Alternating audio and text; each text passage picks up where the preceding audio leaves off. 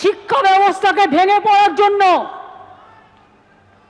ভেঙে ফেলে দেওয়ার জন্য, শিক্ষা ব্যবস্থাকে ভেঙে ফেলার জন্য একটা চক্রান্ত চলছে, একটা পরিকল্পনা চলছে। 9, 10, 11, 12 টিচাররা gateway of the higher education তারা তৈরি করে, তারা অনেকে খাতা দেখছে, তারা অনেকে গোল্ড মেডালিস্ট আছে, তাদের জীবনে ভালো রেজাল্ট করে এসছে, সবাইকে চোর বলে দিচ্ছেন, সবাইকে অযোগ্য বলে দিচ্ছেন। এই বলবার অধিকার আপনাদের দিল কে? আমি সরাসরি চ্যালেঞ্জ করছি। আর এই রায়ের পেছনে কিছু খেলা তো নেই। সেই খেলাটা কে খেলেছেন? একজন প্রধান বিচারপতি স্টে করে দিচ্ছেন।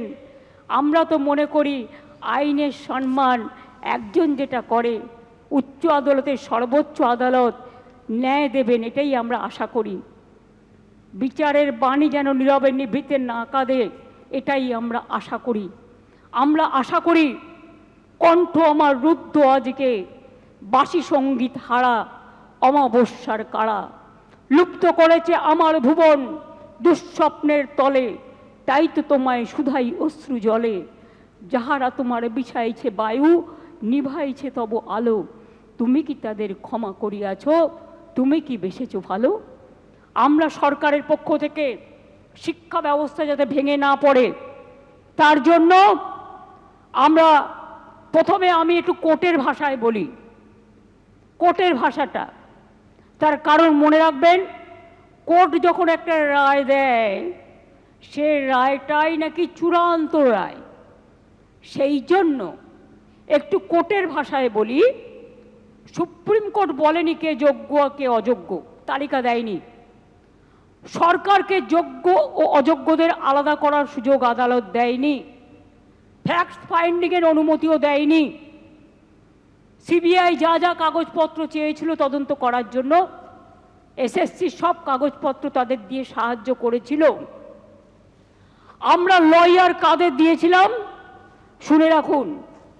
আমরা লয়ার যাদের দিয়েছিলাম এবং এখনো দেব, সেই লয়ার কারা একটু জেনে রাখুন, আপনাদের জানার প্রয়োজন হয়। তার কারণ, just a minute,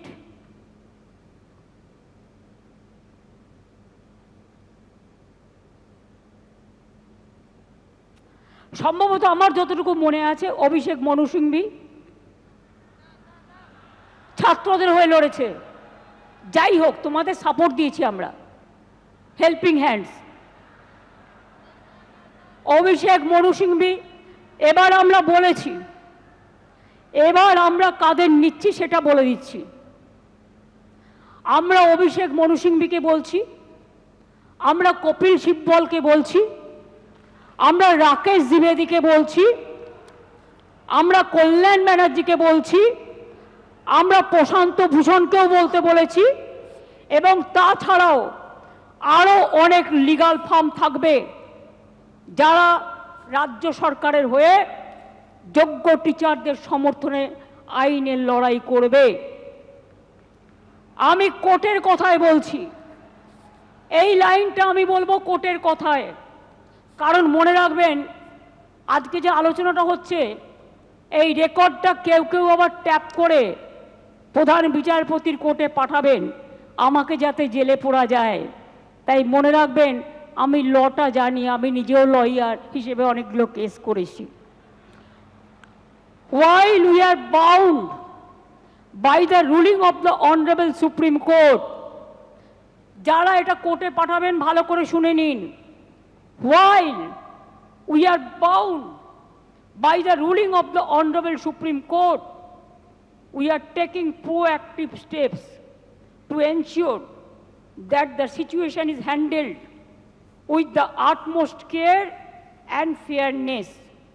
We will explore all possible legal avenues, including seeking modifications of the judgment and other reliefs to provide justice to those who have been affected. যারা আজকে শিক্ষা কাঠামোকে সম্পূর্ণ ভেঙে দিয়েছে, আমি তাদের জন্য বলতে চাই, আমরা এটা নিশ্চিত করব, আমরা একটা ক্ল্যারিফিকেশন চাইব প্রথমে। তার কারণ যে যারা এখন চাকরি করছেন, ভালো করে শুনুন, এইটা আমরা ক্ল্যারিফিকেশন চাইব কোর্টের কাছে ফার্স্ট, যে তারা আজকে কি করবেন। আপনারা যে বললেন নতুন করে পরীক্ষা নিয়ে লিস্ট করতে, আগে আমাদের জানতে হবে যে স্কুলের বাচ্চাগুলোকে তারা পড়াতেন, যারা স্কুলে যেতেন, যারা কাজ করতেন, যারা শিক্ষক শিক্ষিকারা আজও স্কুলে অনেকে যাচ্ছেন, তাদের জন্য আপনাদের কি ক্ল্যারিফিকেশন, স্কুল কে চালাবে, কাজগুলো কে চালাবে। না খেয়ে মানুষ মেরে দেবার অধিকার তো আমারও নেই, আপনারও নেই, কারোরই নেই। তাই এইটার ব্যাপারে আমার অনুরোধ, যারা চাকরি দিতে পারবেন না তারা যেন চাকরি কেড়ে না নেন, এটা নিশ্চিন্ত করবার জন্য যা করার এডুকেশন ডিপার্টমেন্ট করবে। আদালতের রায় বেরোনোর 15 মিনিটের মধ্যে আমি নিজে চিফ সেক্রেটারি এডুকেশন ডিপার্টমেন্টকে দিয়ে ডিটেলস মিটিং করিয়েছি এবং আমরা আমাদের প্রসেস শুরু করতে বলেছি। আদালতের রায় বেরোনোর 2 ঘন্টার মধ্যেই চিঠি পাঠানো হয়েছে কমিশনকে।